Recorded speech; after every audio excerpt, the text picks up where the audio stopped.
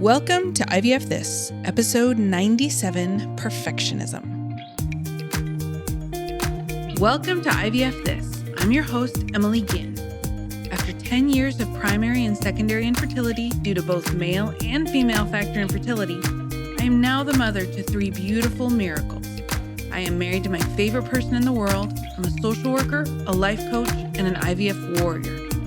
I'm here to teach you how to manage your mind and emotions during your IVF journey, to break free from anxiety and regain control of your life, even in the midst of infertility. I'm going to teach you how to say IVF this to how we think about, talk about, and experience infertility. Let's go.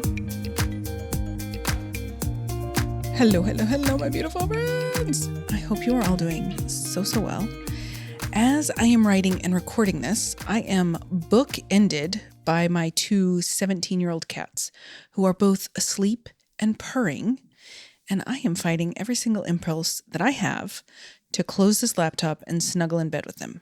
But I'm here for each and every one of you, so I hope you can see and understand my sacrifice. All right. I'm going to jump straight into the topic today because perfectionism or perfectionistic traits that people have are probably some of the most common things that I see in my clients and things that we coach on. Now, in full transparency, I am somewhat recovering as a perfectionist, which if you know me, might not seem congruent. But this is one of the first things that I want you guys to understand about perfectionism is that it has nothing to do with our outputs, like what we put into the world, and it has everything to do with our thought processes and how we view mainly, or at least what we will be predominantly focusing on, how we view ourselves. I'm going to list off some perfectionistic traits that I see and hear frequently from my clients, and I want you to really think about that. And if you have thoughts like these, or if these tend to be how you view yourself, you might be a perfectionist, okay? So living in extremes, like black and white thinking, I did a whole episode on that. Like if it's not perfect, then it's worthless, right? I want you to think about it within the context of like dieting and exercise and all of those things, okay? Viewing yourself as a failure is a perfectionistic tendency, right? Because if it's not perfect, then you're obviously a failure. There's no other possible explanation for it. Relying on other people for praise or validation. The fear of looking incompetent, right? So sometimes imposter syndrome can be a perfectionistic trait. Beating yourself up over anything, either imagined or something that you've actually done, or whatever moral judgment you've placed on either of those things, okay? Having self-worth that is almost entirely based on achievement. Any of us high achievers in the room? I gotcha. Fear of the unknown or uncontrollable. This should be real loud for all of us IVFers. Creating a ton of arbitrary rules for myself and others to follow and getting upset when they're not quote unquote followed. Wanting or demanding others to do things your way. This is where I feel real seen. Okay. And then assuming that other people are judging you based on your own distorted self-view. Any of those sound familiar? One thing that happened for me when I realized that many of my daily struggles were tied to this perfectionism, was that I actually felt an immense sense of relief because then it was about a mindset and not some inherent deficit on my part that I just could not overcome. So that leads me to the second and equally important point, which is that perfectionism is not the same thing as doing your best. It is not being detail-oriented or really good at something. It is not the same as having high standards or expectations of yourself, or even having the ability to follow through to meet said expectations. I think all of those things are healthy and good, and in a lot of ways can be very aligned with your personal set of values. A lot of my clients at the beginning kind of balk at this idea because they think that if they let go of their perfectionism, then they won't achieve anything. They will begin to kind of embrace this nihilism where nothing actually has meaning. But that's not true. I take that back. It's completely false. Perfectionists rarely actually achieve their goals. And that's because if you're a perfectionist, then nothing is ever finished because it's never perfect. But perfect is an illusion. And I think we logically know that and understand that, but those perfectionistic thoughts can be pretty covert and they have a lot of sticking power. So because things are hardly ever complete because of perfectionism, then you rarely get to experience a feeling of satisfaction or pride. And I think that was probably one of the biggest revelations for me around perfectionism. That I was so unfamiliar with the feeling of satisfaction. Not only that, because I really didn't know what it felt like, and because I never gave myself an opportunity to know and experience that emotion, I would make that mean that I would never be satisfied, that I was ungrateful, that I just couldn't be or be present. And in a way, I was right. I just couldn't be. I wouldn't let myself just be. So let me set the stage for you. You are anticipating doing an IVF round. For this example, it's not relevant if it's the first round or a subsequent round. It's just a round. And you have read it starts with the egg, which I don't have any problems with. I'm just using it as a reference point for this example. And you have gone to Herculean efforts to abide by the author's recommendations. You are taking 3 fistfuls of supplements every single day. You have thrown out all of your plastic Tupperware and replaced it with glassware. You have thrown out all of your fragrances or fragranced items, detergents, candles, lotions, hair products, you name it. You have tossed it and have replaced it with something non-fragranced. You go to acupuncture 2 or 3 times a week. You have done all the things you hear from our community to do in service of this goal. And yet, you have this low humming buzz in your head that there is something more to do, that you're not doing enough. So even though you are putting yourself through the meat grinder, it's still not enough. And then, if you don't have the outcome you hope for, well, then that is just further confirmation that you did not do enough, that you failed. That outcome was probably your fault. When we do this to ourselves, there is not really any space for you to tell yourself, you know what? I did everything I could. And even though we didn't get what we hoped for, I can still take care of myself and hold myself and love myself and know that this was not my fault. Within perfectionism, anything short of your perception of perfection is a personal moral failing, especially when we don't have any control over the outcome. Hello, IVF. This is what I find to be the most harmful aspect of perfectionism, is that we are quite literally denying ourselves the feelings of pride and satisfaction for doing the things, the only things that are within our control. Instead, we hyper-focus on what is lacking, what is, quote unquote, imperfect. And a really important caveat is that some people might have select perfectionism. This is what I am working and have been working to unravel, where I can hyper-focus on some things to be perfect, but other things I'm openly fine with good enough. That is still a form of perfectionism. So where does perfectionism come from? Well, I believe that it comes from an internalized belief that our value, like our value as a person and a human being, is conditional. This need and desire to have approval from others while simultaneously denying yourself your own approval.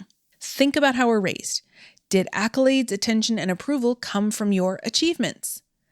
I think most of us experience that. It's pretty normal. And so as you grow up and get older, the stakes for the accolades, attention, and approval increase. So all of a sudden, everything has to be perfect for you to get the same type of feedback that you once received for simply brushing your teeth when you were 5 years old.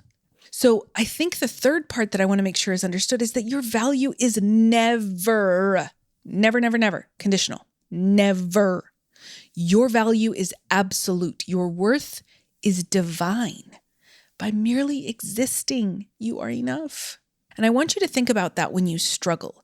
Like, some people enjoy or seek out things to struggle with because the struggle is then a contributing factor to them believing they're doing something, which then leads back to that sense of accomplishment, that sense of productivity, which I'll talk about in just a second, and that sense of self-worth. So I want you to think about that too. Another aspect of perfectionism, which I will explain how it ties to IVF in just a second, is this idea of productivity. If I look busy, act busy, and feel busy, then I am worthy.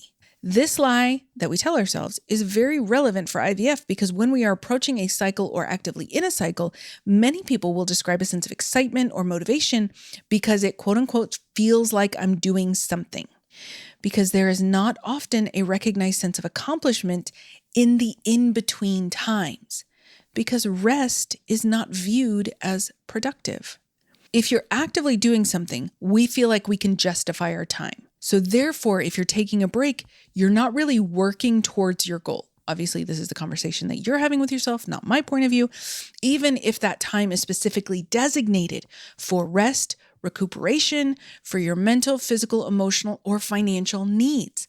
Because it's not active, it's not productive.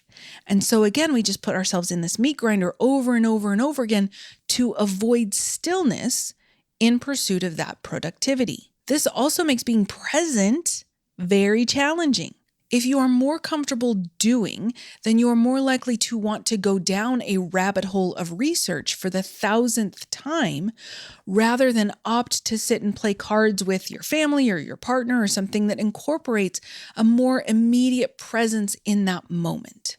Y'all know I love me some Brené Brown, so she puts it like this: we must cultivate the courage, compassion, and connection to wake up in the morning and think, no matter what gets done and how much is left undone, I am enough. And frankly, it doesn't get any better than that. What's really important is creating that type of awareness around perfectionistic thinking. Remember, we can't fix what we don't look at or can't see. You can start to untangle this perfectionism by being willing to believe that your worth is not conditional, or that maybe you're wrong that your worth is conditional, however you want to look at it. And by being aware of this, being a belief system that perfectionism is actually a mindset, not just some factual universal truth of the world, but a belief system that has been shoved down your throat since you were born. Author Alice Walker talks about, in nature, nothing is perfect, and yet everything is perfect. Trees can be contorted and bent to try and reach the sunlight, and yet they're still beautiful. In fact, I often think that the things that we really appreciate about nature and in nature are perfectly imperfect. We don't judge it. We don't place moral values on it. We just appreciate it. We don't do that for ourselves, though. Why is nature more revered for its imperfections than we are? So the next step in untangling some of this perfectionistic tendencies, perfectionistic mindset after awareness is to embrace good or good enough, whichever one you like more. I want you to think about cleaning. Let's say the bathroom. You scrub, wipe, whatever, and then you look around and you think, that's good enough. Like, it's not like you cut corners and used water instead of disinfectant or cleaner or something. Is it perfect?